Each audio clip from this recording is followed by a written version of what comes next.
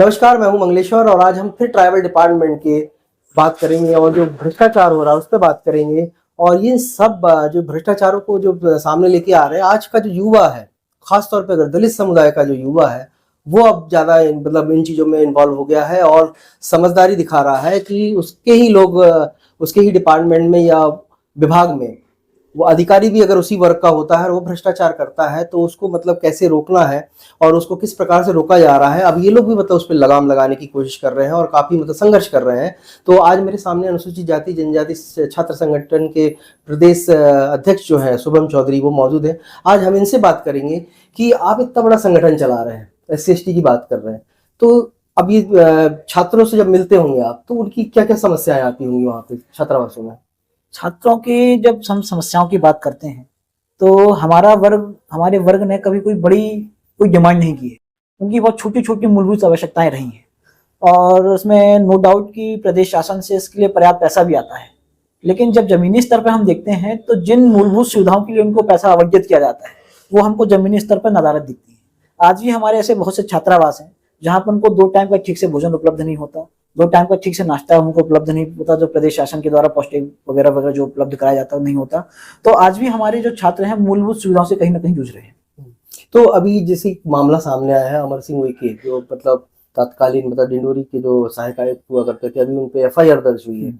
तो अब आप लोग छात्र संगठन है, छात्र संगठन उत्तर प्रदेश स्तर का चलाते हैं, तो अब ऐसे लोगों को मतलब लगान लगा, क्योंकि ये अकेला अमर सिंह उइके अकेला नहीं है, और भी कई अधिकारी होंगे, तो अब ये ऐसे लोगों को मतलब एक्सपोज करने के लिए आप लोग का क्या कदम है? देखिए, इस संबंध में हमारी निरंतर अभी कार्रवाई चल रही है और हम ये कोशिश कर रहे हैं कि ऐसे जितने भी भ्रष्ट अधिकारी हैं जो वर्षों से ट्राइबल डिपार्टमेंट को दीमक की तरह खाते जा रहे हैं, उनको हम एक्सपोज करने का काम करेंगे। और इस संबंध में हमने प्रदेश शासन से बात भी की है, जो हमारे तत्कालीन विभागीय जनजातीय मंत्री है हमने उन तक भी अपनी बात रखी है। और ये जो भी कार्रवाई हुई है, जो FIR दर्ज हुई है, पूर्व की जो अभी तक शिकायतें हुई हैं उनके साथ साथ उनका भी कहीं ना कहीं उसमें जो है एक्टिव न समझ उनको समझ में आए हैं, तब जाके AC के ऊपर कार्रवाई हुई है। अच्छा, अब लेकिन ये ACT कार्रवाई तो हुई है, लेकिन इनकी मतलब जो अभी जो सत्तारूढ़ पार्टी है भारतीय जनता पार्टी, इनके नेताओं से भी संपर्क है, कई अधिकारी हैं और खासतौर पे जो अमर सिंह उइके है, काफी मतलब बताया जाता है, सूत्र बताते हैं कि नजदीकियां हैं।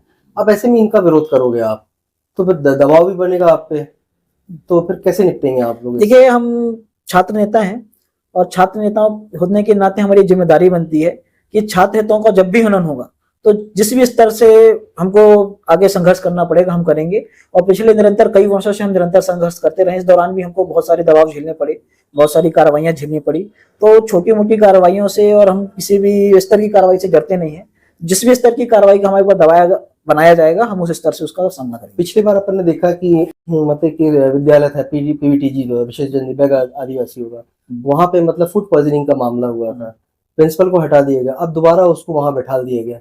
बाकी जो और अधीक्षक है कायदे से, तो फिर अगर उसको बैठाला उसको भी बैठा देना चाहिए, अगर नहीं बैठाला तो उसको भी नहीं बैठाना चाहिए था।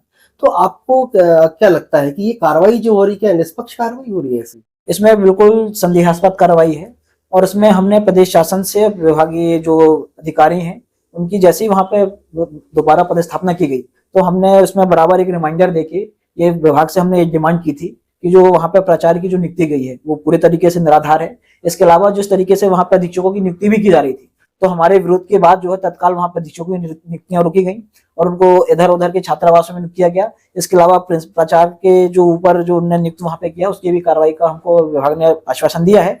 और अगर कोई उचित कार्रवाई नहीं होती तो जैसा कि हमने प्रदेश शासन को कहा है, हम आगे की गीता साहू जो वहाँ की PVTG के जो प्रिंसिपल है, इसके पहले इनका एक मामला आया था कि मतलब उनने एक जो शासन को रिजल्ट जो भेजा जाता है पिछले साल का, जो 10वीं 12वीं का रिजल्ट था, तो उससे 12वीं का एक बच्चा था, तो वो फेल हो गया था, उसको पास होके मतलब 30 का बताते कि 39 या 29% रिजल्ट था, उसको 30 या 40% ऐसा करके भेज दिया शासन को, और वो लड़का एक्चुअल में फेल था, उसको पास बता दिया गया, लेकिन उस पर भी शिकायतें हुई, अभी तक कार्रवाई नहीं हुई। तो आप लोग को क्या ये मतलब नॉलेज में है, जानकारी में है आपको? हमको इस संबंध में जानकारी लगी थी और हमने इसमें सूचना के अधिकार के तहत इसमें जानकारी भी विद्यालय से मंगाई हुई है। इसके अलावा इस तरीके की जितनी भी वहाँ पे घटनाएं हुई, हर घटनाओं में हमने वहाँ पे जाके कार्रवाई के लिए आंदोलन किया, ज्ञापन दिए। और एक कड़वे की जिस घटना की आप बात कर रहे हैं उसमें भी हमने 1 दिन का आंदोलन किया था, आपको जानकारी होगी उसकी। तो इस तरीके की चीजें वहाँ पे निरंतर हो रही हैं। तो हमारी ये कोशिश है कि हम एक ऐसा माहौल क्रिएट करें या फिर ऐसी एक व्यवस्था सुनिश्चित कराने की कोशिश करें ताकि जो हमारे छात्र छोटी छोटी चीजों को इस तरीके से जो प्रताड़ित हो रहे हैं, उनको जो उनकी जो सुख सुविधाएं हैं वो उनको उपलब्ध नहीं हो पा रही है, हम उनको उचित तरीके से उपलब्ध करा सकें। पिछले साल जब ये घटना हुई थी ये फूड पॉइजनिंग वाली, तो कलेक्टर खुद गए थे, उसको वहां पे निरीक्षण किया था। कलेक्टर ने कहा था कि जो भी खाद्य सामग्री होती है उसका टेंडर होना चाहिए, है ना, निविदा के मार्फत ये होना चाहिए। लेकिन आज भी प्रिंसिपल खुद खरीदारी कर रहे हैं। जैसे गुरुकुलम है, गुरुकुलम में वहां पे एक बाबू बैठा हुआ है, वो पूरा खरीदारी कर रहा है। छात्रावास अधीक्षक सिर्फ नाम मात्र के हैं, अधीक्षक खरीदारी नहीं कर रहे हैं, बाबू लोग खरीदारी कर रहे हैं, वो चला रहे हैं। तो आप लोग को लगता नहीं कि ये मतलब बहुत ही मतलब ज्यादती हो रही है? बच्चों को मतलब जिस प्रकार का खाना चाहिए, फिर वो अपने हिसाब का मनमानी जो भी उनके पसंद का जो दुकान वाला होगा उससे खरीदेंगे और अनाप शनाप बिल बनाएंगे और भेज देंगे बच्चों को खाने। अभी कुछ ऐसी मेरे पास जानकारी मिली कि बच्चों को सुबह चना गुड़ दे दिया जाता है और चने में लौकी मिक्स करके मतलब बना के खिलाया जा रहा है। अब बच्चे डर के मारे, कुछ पेरेंट्स से मेरी बात हुई तो वो बेचारे बोल नहीं पाते हैं। तो अब आप लोग युवा हो, आप लोग तो सीधे मतलब उनसे मतलब बातचीत करते हो, तो क्या ऐसा मतलब जाके समय समय पे बच्चों से पूछताछ करते हैं, वहां पे देखते हैं? हम कोशिश करते हैं कि हम छात्रों से निरंतर किसी न किसी तरीके से संबंध स्थापित कर सकें और इस हेतु हम निरंतर विद्यालय का बहुत सारे छात्रावासों का निरंतर दौरा भी करते हैं। इसके अलावा हमने कोशिश की थी कि जिसकी आप बात कर रहे हैं कि जो प्राचार्य जो खुद ही प्रेस चला रही है, जिसके लिए भी पूर्व में हमने कोशिश की थी। तो एक एमपी रेसिडेंशियल सोसाइटी के माध्यम से वहां से ठेका किया जा रहा था, एक ठेका कर्मी वहां पे नियुक्त किया गया था कि वो भोजन कराएगा। लेकिन आगे चल के ये व्यवस्था क्यों बदली गई इसकी जानकारी मुझे नहीं है। पूर्व में हमने जो तत्कालीन कलेक्टर थे सौरभ सुमन, जिनने बोला था कि इसको हम निविदा निकाल के भोजन का ठेका देंगे, इस संबंध में हमने पूर्व में माननीय मंत्री जी से डिमांड की थी। तो उनने, हालांकि लिखित निर्देश नहीं थे लेकिन मौखिक निर्देश थे, मौखिक निर्देश दिए गए थे कि इस तरीके की चीजें ना हो, इसके लिए जो है टेंडर निकाल के भोजन की बच्चों की व्यवस्था की जाए। तो इस संबंध में हम ये कोशिश कर रहे हैं कि जो उन्होंने मौखिक आदेश दिया था उसके लिखित आदेश हों, ताकि इस तरीके के जो भ्रष्टाचार हैं और इस तरीके की जो घटनाएं हैं कि प्राचार्य जो है पढ़ाई में फोकस न करने बजाय बच्चों के भोजन में फोकस करते हैं ताकि किसी तरीके से भ्रष्टाचार पनप सके। तो इस तरीके की चीजों को हम लगाने का पूरा प्रयास है और शासन स्तर से हमारी बात भी चल रही है और अगर हमारी डिमांड पूरी नहीं होती तो छात्र हित में जो भी हो बन सकेगा हम करेंगे।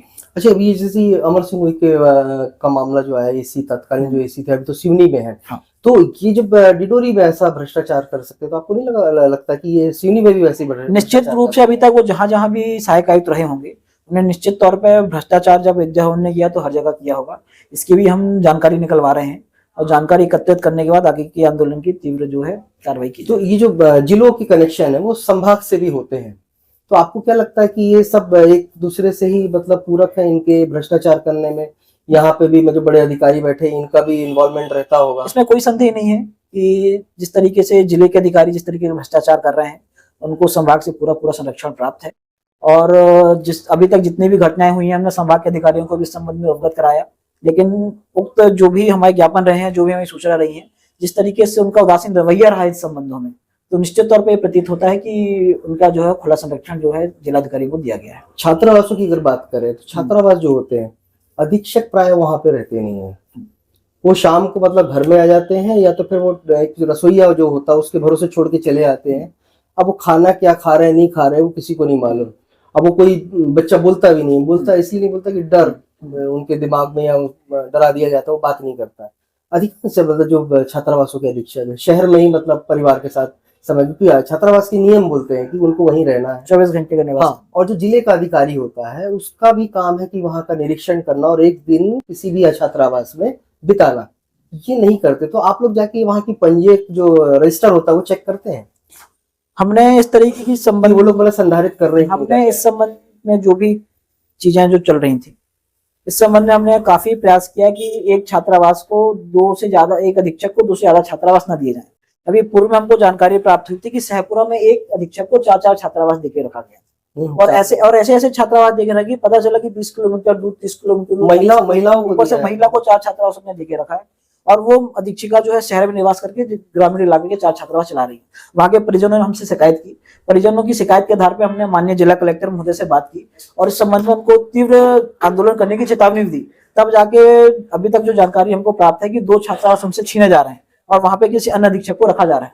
तो इस तरीके की जो भी चीजें भी हमारे सामने जब भी आती है तो हम इसके लिए निरंतर आंदोलनरत हैं। निरंतर हमने कार्रवाई करने की कोशिश की है और अधिकारियों से बात करके उनसे सामंजस्य स्थापित करके या आंदोलन करके जिस भी तरीके से संभव हो सका हमने कार्रवाई की है और आगे इस तरह की कार्रवाई हम करते हैं। शासन का एक आदेश है मतलब ट्राइबल डिपार्टमेंट का कि जो भी छात्रावास होगा वहां पे मतलब ट्राइबल का ही व्यक्ति SC/ST का ही अधीक्षक होगा या प्रिंसिपल होगा, लेकिन प्राय देखने में आता है कि ऐसा होता नहीं है। तो इसके लिए आप लोग का क्या कदम है कुछ? वो आदेश अभी हमने कुछ दिन पूर्व पढ़ा था, तो उसमें आदेश में ऐसा कहा गया था कि जो भी छात्रावास जो हैं उन छात्रावासों की जब पदस्थापना किसी अधीक्षक में की जाएगी तो इस बात का ध्यान रखा जाए कि पहली प्रायोरिटी बस में अनुसूचित जाति जनजाति, फिर OBC, देन फिर जनरल। तो इस तरीके की अभी हमने घटना ऐसी कुछ सुनी थी कि अनुसूचित जाति जनजाति के अधीक्षकों को निकाल के जो है अन्य अधीक्षकों को वहां पर पदस्थापित किया जा रहा है। तो इस संबंध में भी हमने माननीय कलेक्टर महोदय के सामने तीखी आपत्ति दर्ज कराई है। माननीय कलेक्टर महोदय ने आज आश्वासन दिया है कि हम इस संबंध में कार्रवाई करेंगे, क्योंकि शासन स्तर से इस संबंध में आदेश जारी किए जा चुके हैं। अगर कलेक्टर महोदय स्तर से अगर इस संबंध में कोई उचित कार्रवाई नहीं होती तो फिर हम आगे की कार्रवाई के लिए बाध्य होंगे। हम ये चेतावनी ऐसी वहां पे। तो ये थे मतलब शुभम चौधरी, ये छात्रों हितों की बात कर लगातार उठाते रहते हैं, छात्रों की, खासतौर पे जो SC/ST के बच्चे हैं उनकी।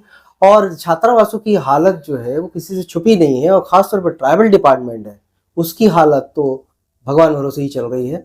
तो अब देखते हैं कि अब ये जो इतनी कार्रवाइयां हो रही हैं और जो अभी नई सरकार में जो नए मुख्यमंत्री आए हैं लगातार काफी मतलब बातें कर रहे हैं, बड़ी बड़ी घोषणाएं कर रहे हैं और कुछ एक्शन भी हुए हैं। तो ये एक्शन क्या ऐसे ही चलते रहेंगे या फिर एक्शन खत्म हो जाएगा? तो हम इनके अगले एक्शन का इंतजार कर रहे हैं। ट्राइबल टाइम्स के लिए जबलपुर से मंगलेश्वर।